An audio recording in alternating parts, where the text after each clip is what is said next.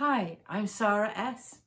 Today I'm going to read you the story of Mr. Dizzy by Roger Hargreaves. Now, Mr. Dizzy was, to be quite honest, not very clever.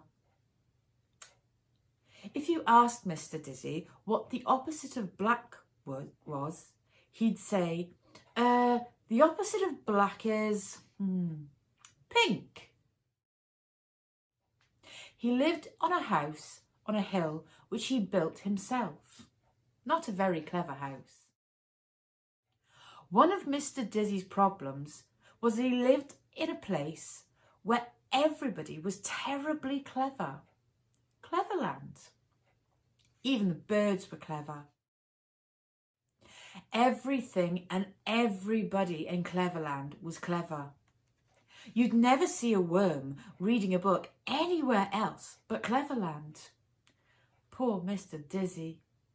Everything around him was so clever it made his head spin. One morning, Mr. Dizzy decided to go for a walk when he met a pig. "What's big and grey and has huge ears and a trunk?" said the clever pig to Mr. Dizzy. A mouse," said Mr. Dizzy. "Oh, laughed the pig sarcastically and shook its head. Then Mr. Dizzy met an elephant. A clever elephant. "What's small and furry and likes cheese?" said the clever elephant. A pig," said Mr. Dizzy. The elephant laughed down his trunk. "A pig?" he trumpeted. "A pig? What a silly man!" And off he went. Poor Mr. Dizzy. Mr. Dizzy decided he didn't want to talk to anybody anymore for the rest of that day. So he went for a walk in the woods, where he knew he wouldn't meet anybody. He felt very miserable about not being clever and walked along with a long tear down his cheek.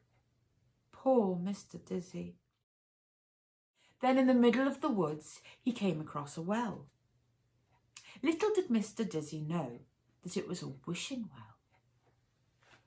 The day was warm and he decided to take a drink from the well. Mr. Dizzy drank deeply. He was still very unhappy. "Oh, I wish I could be clever," he sighed.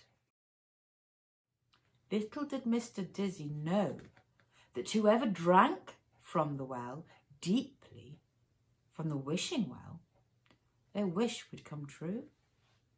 And Mr. Dizzy had wished that he could be clever. And his wish had come true. He was clever. But he didn't know. Not yet. On his way home, Mr. Dizzy came across the elephant and the pig that he'd met earlier. They were telling each other how they had made Mr. Dizzy look silly and asked him questions he couldn't answer. And they were giggling and sniggling when they saw Mr. Dizzy approaching from the wood. "Here he comes," giggled the clever pig. "Don't ask him any questions," sniggered the elephant. Mr. Dizzy came up to them. "Tell us," said the clever pig, trying to keep a straight face.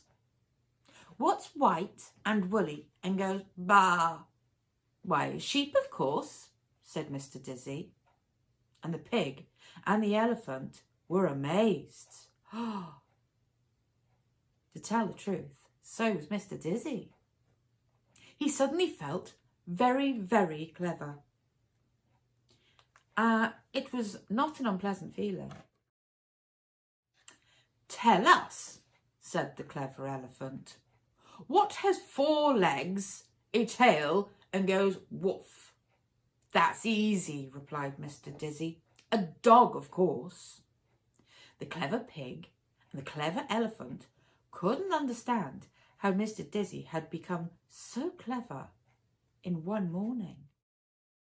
Mr. Dizzy couldn't understand how he'd become so clever in one morning, but he now knows that he had become clever in one morning, don't we? Now, let me ask you a question, said Mr. Dizzy. You? grunted the pig rudely. You ask me a question? Don't be ridiculous. There's no question you could ask me that I wouldn't be able to answer. Really? Smiled Mr. Dizzy. Well then, can you tell me what's fat and pink and that goes achoo, achoo? What's fat and pig and goes achoo, achoo? Repeated the pig, looking worried. There's nothing fat and pig that goes achoo, achoo. Nothing, said Mr. Dizzy, and he tickled the pig's nose.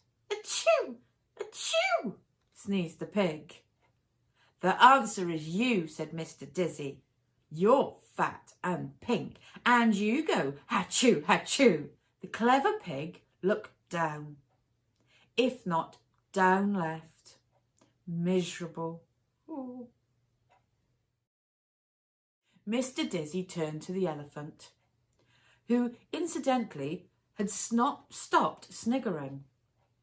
Now, said Mr. Dizzy, let me ask you a question. What's large and grey and goes doppet, doppet? What's large and grey and goes doppet, doppet? Repeated the elephant, looking very worried. There's nothing large and grey that goes duppet, duppet. Oh, yes, there is, grinned Mr. Dizzy. There certainly is something that's large and grey and goes dippet, dippet.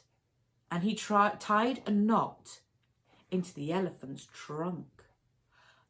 Duppet, duppet, cried the elephant, who wanted to say, stop it, stop it. But he couldn't talk properly because there was a knot in his trunk. Mr. Dizzy grinned and he went home. I don't do think that's duddy, said the elephant. So that was Mr. Dizzy by Roger Hargreaves and narrated by myself, Sara S. I hope you've enjoyed the story and you will subscribe and like and follow us for the next story. Till then, bye-bye.